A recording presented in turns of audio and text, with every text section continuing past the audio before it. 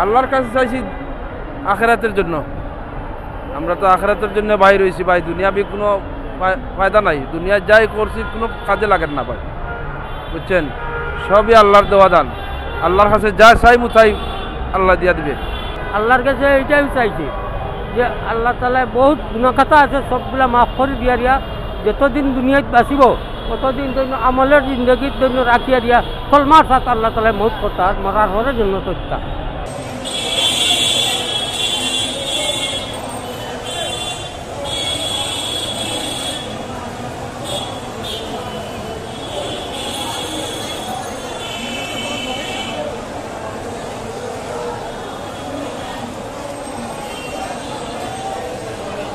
আমরা বিশ্ব ইজতেমা আসছিলাম। সিলেট থেকে। আজকে তো মানে বাসে আসছি, মিতালি গাড়ি আসছি।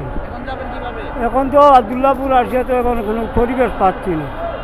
আল্লাহর কাছে মনে যাবে যে আল্লাহ তুমি আমরা এই আশারে বসারে কবুল করো তো, আর আমাদের পিছনে গুনারে মাফ করে দাও, এটাই।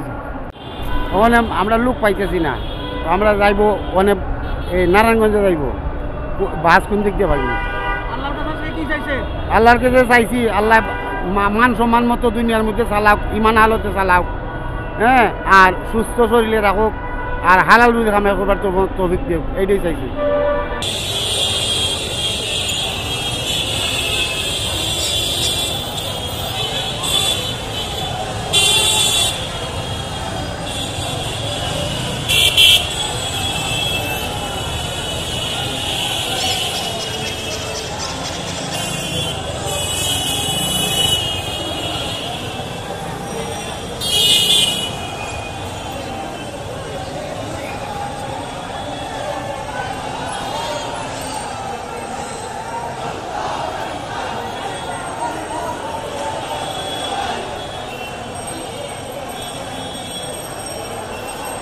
সংবাদ, ফিচার ও অনুষ্ঠানের জন্য ভিজিট করুন সংবাদ প্রকাশের ওয়েবসাইট এবং যুক্ত থাকুন ফেসবুক পেজ ও ইউটিউব চ্যানেলের সঙ্গে।